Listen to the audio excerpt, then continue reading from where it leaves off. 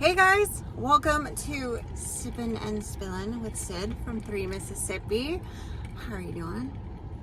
It's a beautiful day today. It's a little warm, but it still has that little bit of sense of fall to it, which I love. So we're still enjoying the warm weather with no rain currently. But I predict it's gonna rain in the next week because that little strip of pasture that we have that we call Silver,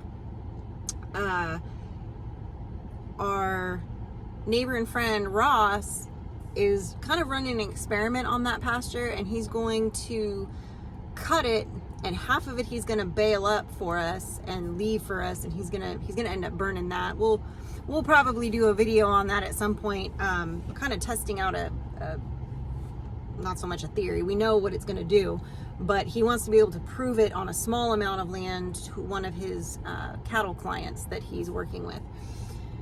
So he said this would be like the perfect section because it's like I can split it right down the middle since it's a strip. Because those of you that don't know, that's how the pasture that's on the other side of the creek from the main part of our property, it's like an 8-acre pasture or so. Maybe 7, I don't know. Mike knows the measurements probably better than I do. Anyway, it's around there. But I was referring to it when I came out here to look at the property as a sliver of pasture. But Mike on the phone heard silver pasture and couldn't figure out. When I got home, he was like, why were you calling it silver? I'm like, what was I calling silver? He's like, that pasture you kept talking about? And I was like, oh, I said sliver. And he goes, well, I like silver better. And so the name stuck. So anyway, so that's why we call it silver pasture. But he wants to split it down the middle, hay it. He's gonna, I think, leave half of it, just let the hay lay, and then burn it later in the winter and see how it grows back versus the side that we cut and bale. So the cut and baled side, he's gonna use he's gonna take his big baler off, and he's gonna make small round bales for us off of half of that lot to use for our animals for hay over winter, because that way we can pick up those bales with Kenny. They'll be the right size for that. We'll be able to move them around. So not square bales, but small round bales, which will be able to be maneuvered by us, which is good with Kenny. Because the rest of the pastures in the winter are gonna get burned up. So, and then he's gonna spread some wildflowers. It's gonna be a whole thing out there. He's really working on trying to get that soil happier on the property. Not that it's in terrible condition. Things are growing, things are doing what they do, but we can make it better.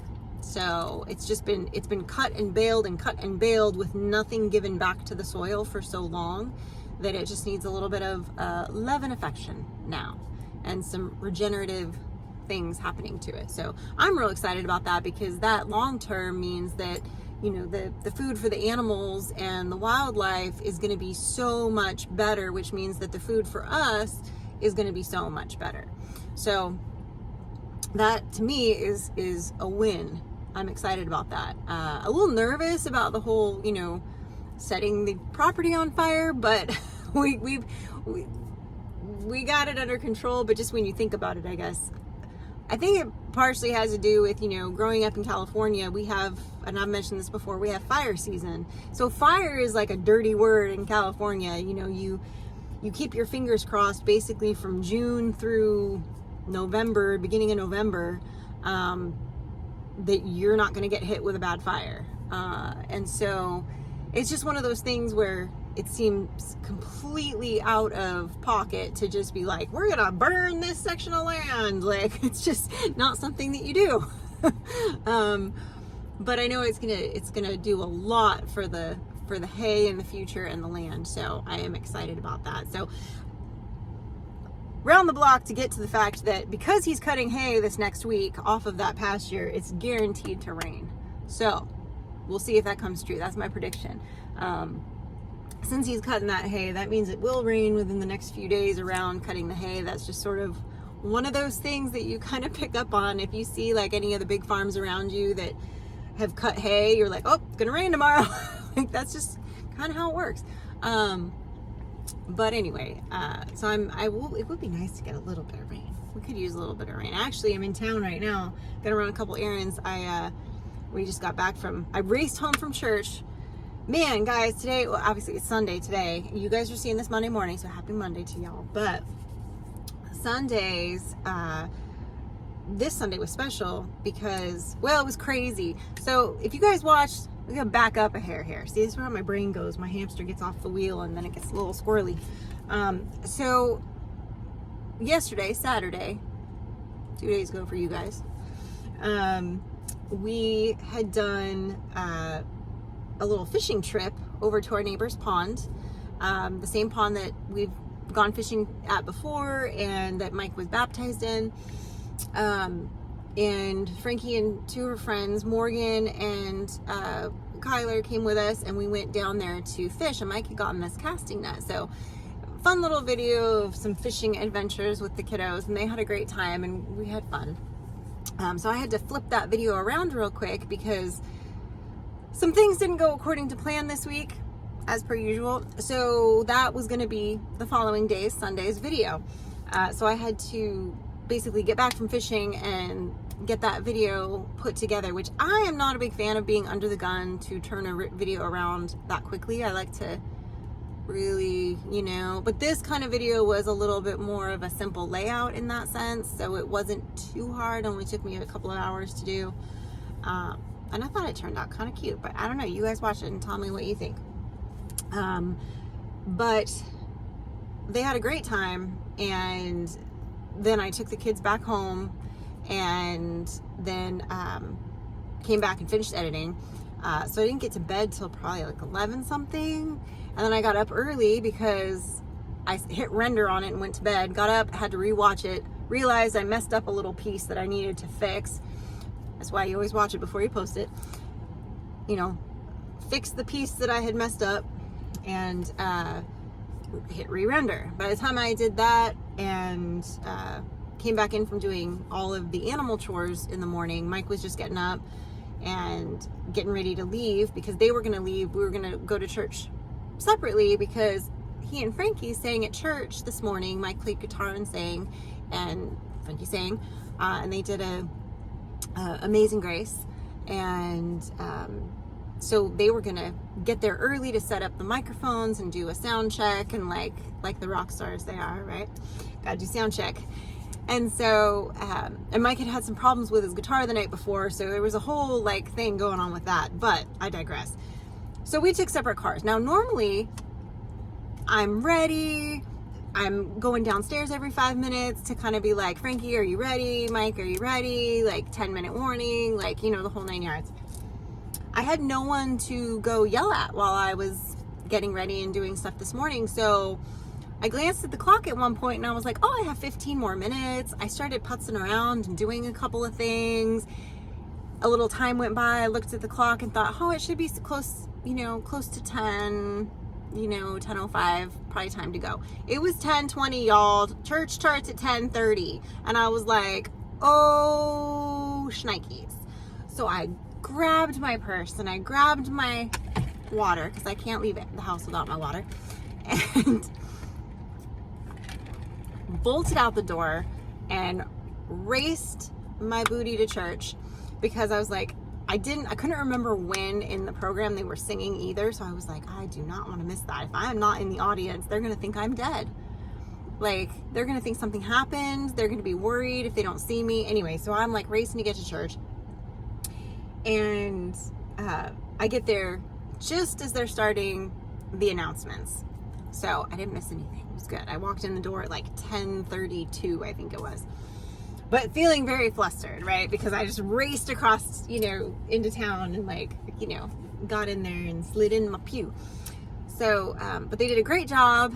And then I had to race back home. That was another reason why we took separate cars. They were going to have choir practice and had to break down everything from the microphones or whatever. And I had to race home to make Sunday lunch because I was making the main dish. I was making a beef stroganoff. And I was gonna do sipping and spilling with you guys while I was making the lunch. But here's what happened. I get back in the truck after making it through the Save People of the church family. And because normally I'll stay around and chat and whatever, but I was like, I gotta go because I gotta cook, and I hadn't looked at the clock. Well, we had communion because it was the first Sunday of the month, so those services usually take longer. I got in the truck and I'm like, oh, we got out of church like 20 minutes later than normal, so it was like almost noon, and I'm like, I need to hurry, this thing's gonna take me like 40 minutes to cook, like scoot. So anyway, race home, and I'm like, I was gonna film Sipping and Spilling, but I was like, I don't have time. The kids that had been over the night before, I hadn't had time to like clean up the kitchen really, so it was half disaster, and I was like, I cannot film, clean the kitchen, cook, and do all of that right now. Like, I just need to focus. So anyway, so that's what I did. So that's why I'm sitting here now in the middle of town, because then Frankie, one of our friends, has a pool in town, and a bunch of the kids were gonna go up there and go swimming, and so Frankie's like, can I go? And I was like, okay. So anyway, so then I gotta go. I'm probably gonna get a phone call. She's probably gonna be like, oh, so-and-so's taking me to youth group, so I don't have to take her to youth later, but I will have to go pick her up at like 7, so that's not too bad. But man, I am looking forward to getting to bed early tonight. It was late couple of nights, because Friday night we chaperoned 5th quarter, Mike and I did, amongst other people as well. It wasn't just us, but so we didn't even leave the house until 9 o'clock at night, which felt very weird. We do not go out at night like that, so to leave the house to start your evening was really weird at 9 something. My other girlfriend Jen had picked her up from school and took her to the game and was bringing her back to the church, and then our other friend was taking her daughter back home because they live closer together, and I just had to take Frankie home. And so Mike was working the parking lot, I was working inside, chaperoning the chitlins, and they were good. Everybody had a great time. It was a good turnout, but we were up really late. So I don't think I got to bed that night until like 2 in the morning. So that was fun. And then, you know, kind of had to be up early Saturday morning. Anyway, it was just, I was a little sleep deprived after this weekend, considering I didn't really do anything crazy. I didn't go to a concert. I didn't stay up and watch TV. I didn't do anything that would be like a good reason for being as sleep deprived as I am. So I feel cheated in some ways, but that's all right. So hopefully tonight, once I get home, I can just kind of quietly slip off to bed and nobody will bug me. We'll see. A girl can dream, right? But yeah, it was a good couple of days, and I meant to get on and do a Sipping and Spilling on Friday for y'all, but it didn't happen. I was cleaning the house and doing some chores, and I ended up not showering until like, I don't know, I don't think I even showered until 7:30, 8 o'clock before we were leaving.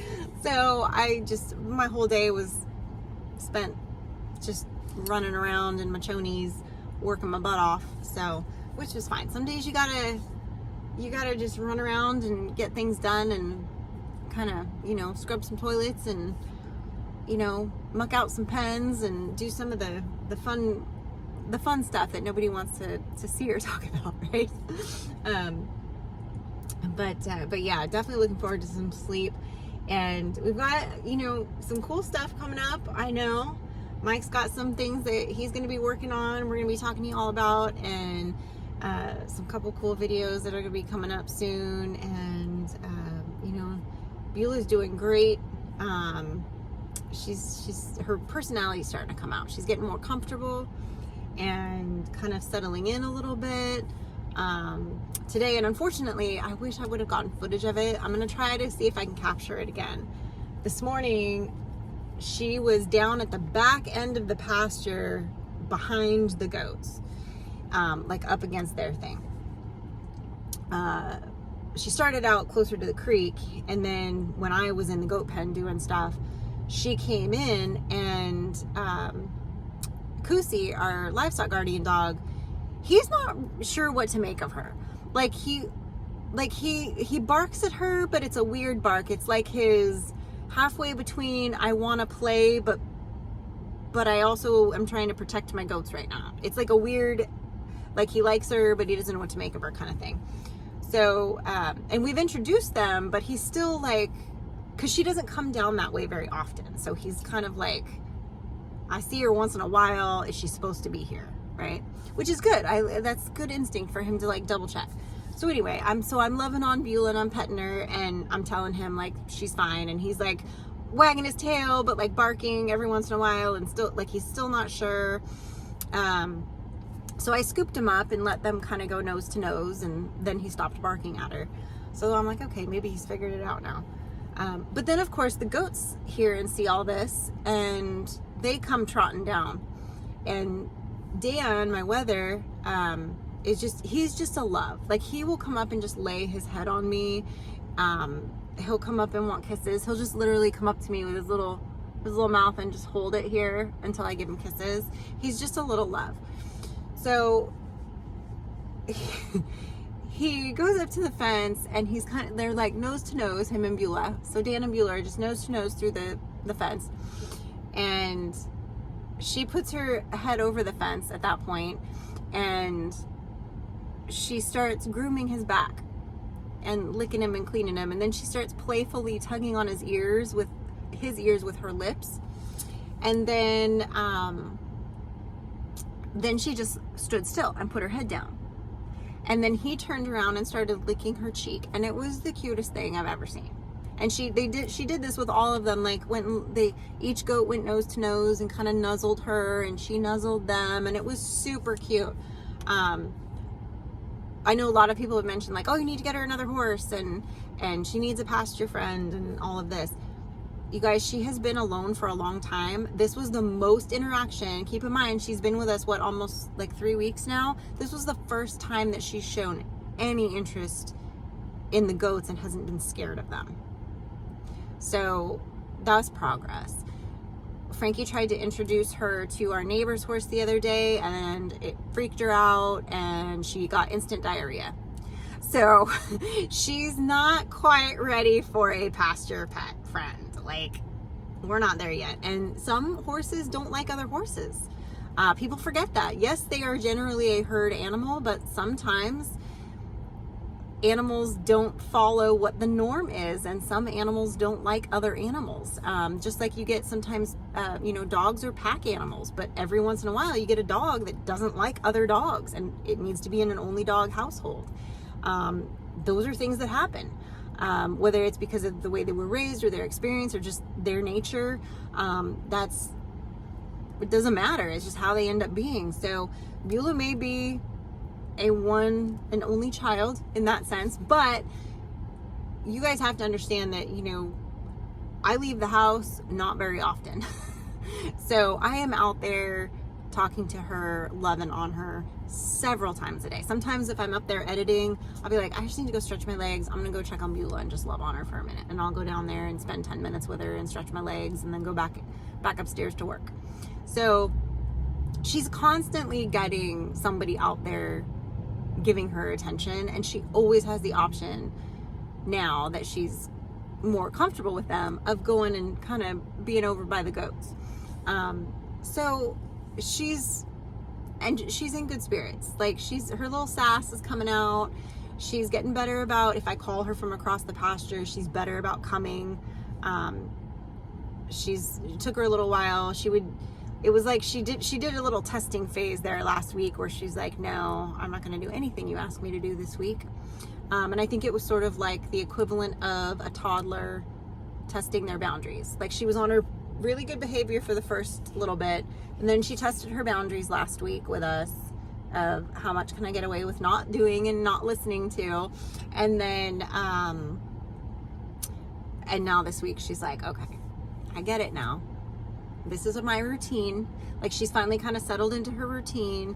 She understands that, like, she's not going anywhere. Like, this is where I am now, kind of. And she's like, these are my people. Like, she's starting to, be more affectionate and kind of settle in. So I'm glad to see that. Not that she wasn't like sweet and affectionate in the beginning, but she was, I think, also still a little like, what's going on, for like a while.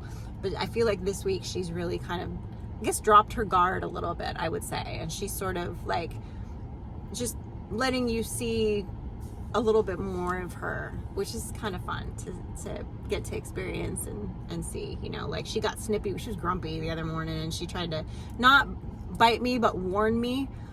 And she got a little bit snippy because she didn't want to listen. And I was like, oh, heck no, girlfriend. You're going to do what I tell you.